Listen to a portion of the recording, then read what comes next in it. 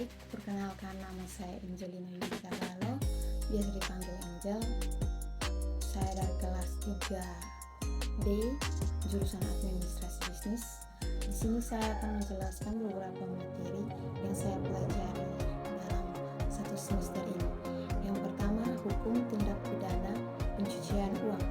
Pengertian secara etimologis, pencucian uang berasal dari bahasa Inggris, yaitu money uang dan lajeng pencucian.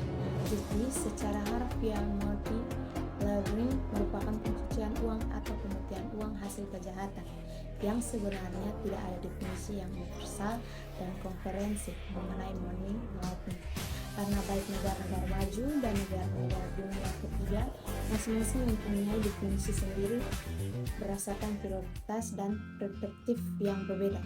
Namun para ahli hukum di Indonesia telah sepakat mengartikan money laundering dengan pencucian uang. Berikutnya beberapa dampak dari pencucian uang. Yang pertama, mengakibatkan rusaknya reputasi negara. Yang kedua, mengurangi pendapatan negara dari sumber pembayaran pajak. Ketiga, membahayakan upaya privatisasi perusahaan negara yang dilakukan oleh pemerintah. Yang keempat, menimbulkan biaya sosial yang tinggi. Dan yang kelima, timbulnya distori dan ketidakstabilan ekonomi. Yang keenam, mengakibatkan hilangnya kendali pemerintah terhadap kebijakan ekonomi. Dan yang ketujuh, akibatkan kurangnya kepercayaan kepada pasar dan terjadinya penipuan secara bertahap. Jenis-jenis tindak pidana pencucian uang ada 3, yaitu yang pertama korupsi, yang kedua narkotika, dan yang ketiga penyelundupan tenaga kerja.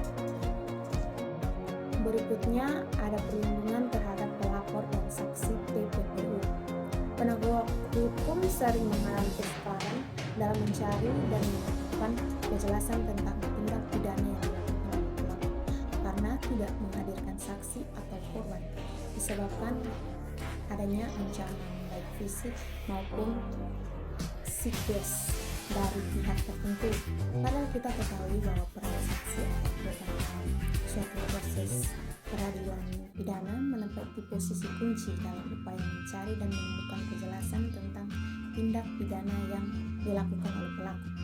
Bukan hal yang aneh apabila Indonesia tindakan teror atau ancaman baik fisik maupun psikis banyak menimpa orang-orang yang akan memberikan kesaksian dalam suatu proses peradilan pidana, terlebih apabila kesaksian akan diberikan dapat memberatkan orang yang dituduh melakukan tindak pidana. Baik, materi yang berikutnya yaitu penyelesaian sengketa bisnis. Definisi sengketa bisnis menurut seorang ahli, yaitu menurut Ali Ahmad, sengketa adalah pertentangan antara dua pihak atau lebih yang berawal dari preferensi yang berbeda tentang satu kepemilikan atau hak milik yang dapat menimbulkan akibat hukum antara keduanya. Secara rinci, sengketa bisnis dapat berupa sengketa berniaga, sengketa perbankan, sengketa keuangan, sengketa penanaman modal, sengketa perindustrian, sengketa akademik, sengketa kontrak, sengketa pekerjaan, sengketa perguruan, sengketa perusahaan, sengketa hak, dan sengketa properti. Ya, materi berikutnya perlindungan konsumen dan anti monopoli.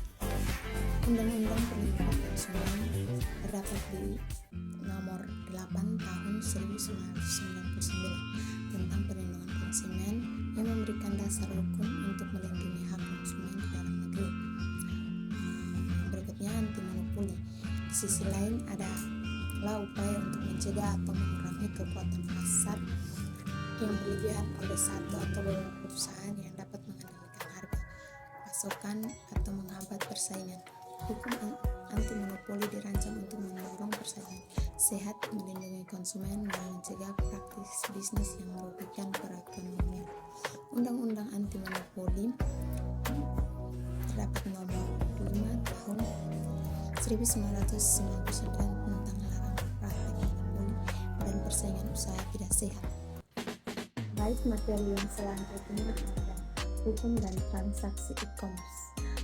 Landasan hukum e-commerce di Indonesia ada Undang-Undang IT dan Peraturan Pemerintah. Landasan hukum transaksi e-commerce terdapat dalam Undang-Undang Nomor 11 Tahun 2008 tentang Informasi dan Transaksi Elektronik atau bisa disebut Undang-Undang IT. Pasal 5 Undang-Undang IT mengatur transaksi elektronik, sedangkan pasal 40 hingga pasal 50 Undang-Undang IT mengatur mengenai perlindungan konsumen dan transaksi elektronik. Peraturan Pemerintah Nomor 18 Tahun 2014 tentang penyelenggaraan sistem dan transaksi elektronik yang menjadi landasan hukum terkait transaksi e-commerce di Indonesia. Sekian dari saya untuk beberapa materi yang saya pelajari. Terima kasih.